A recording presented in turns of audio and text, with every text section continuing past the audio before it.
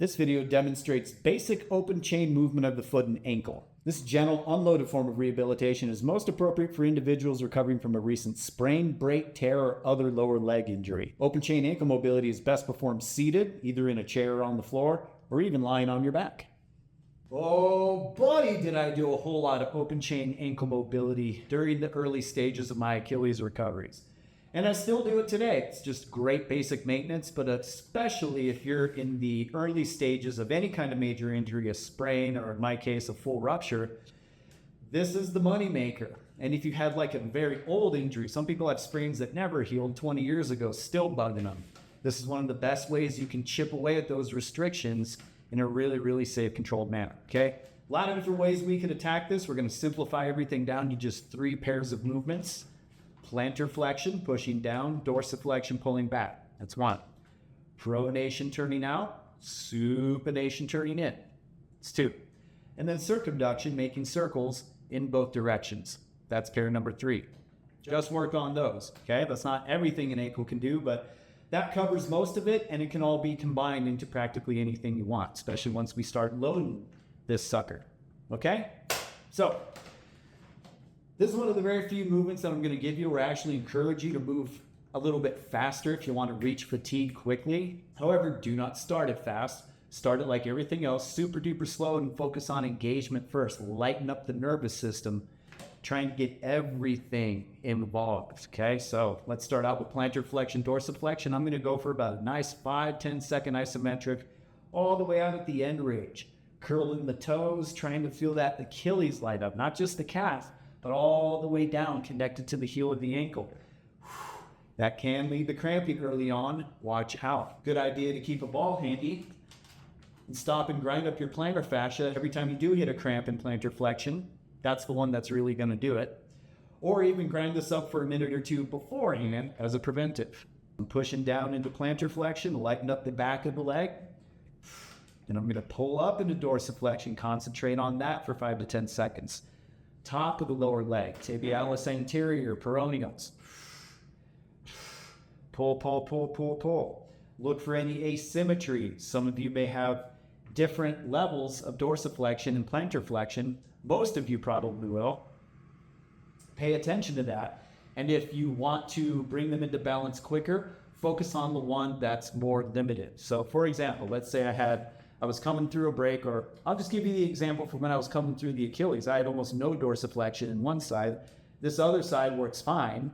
So I don't sink a whole lot of time into this at the beginning. I focus on the one that's all messed up, and I start pulling that one back, and I just sink most of my time there. And then I just do this one occasionally just to use as a baseline for what this one needs to be able to do, and how I'm closing the gap week after week after week. Get it? Okay? So that's how you want to start, just long isometrics, deep holds, just pushing that. You can add a little bit of variability if you want, but for this one, just keep it pretty simple, pretty linear, and just focus on squeezing through nice long holds on those pairs. That's what I recommend for like the first set, maybe the first couple sets, and then in subsequent sets, if you just want to burn these out, up the cadence. That gets it over with real quick. Okay, so that's plantar flexion, dorsiflexion. Same rules apply to the other 2 pairs. Pronation, turning out. First thing to notice here is how I'm spreading my toes and using them to help guide myself into and out of pronation, supination. Okay, so when I go into pronation, I'm actually pushing the big toe down. That's going to give me deeper engagement through the outside of the lower leg now. We're looking deep in peroneals and tibialis again. And then when we turn, I'm curling my toes at the same time in towards supination, where I'm feeling tibialis posterior, inside of the lower leg. So between just those 2 pairs, okay, up and down, out and in, you're covering front and back, inside, outside. Go with these the same way in the beginning. Just really focus on engagement, looking for the gaps and asymmetries. Again, if you're like almost everyone, you're going to have serious gaps in the beginning, especially with these 2. If you've had a sprain ever, Your pronation and your supination are going to be fairly asymmetrical. So I want you to observe them, not just the feeling, but actually look at them. Uh-oh, cramp, cramp, cramp. One moment, please. Observe them as they come through. See where the asymmetries are and see if you can move and contort your foot to get them closer to match. Every time you practice that, the nerves will respond.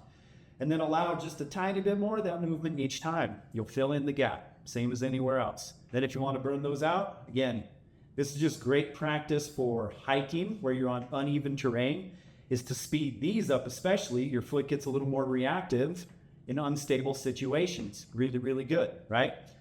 Plantar flexion, dorsiflexion gives us our basic linear forward power, prepares us for going downstairs. Lots of good stuff here, but if you're talking about uneven terrain, that's where you want this. And then finally, circles. Again, start them slow. Use the toes to accent everything.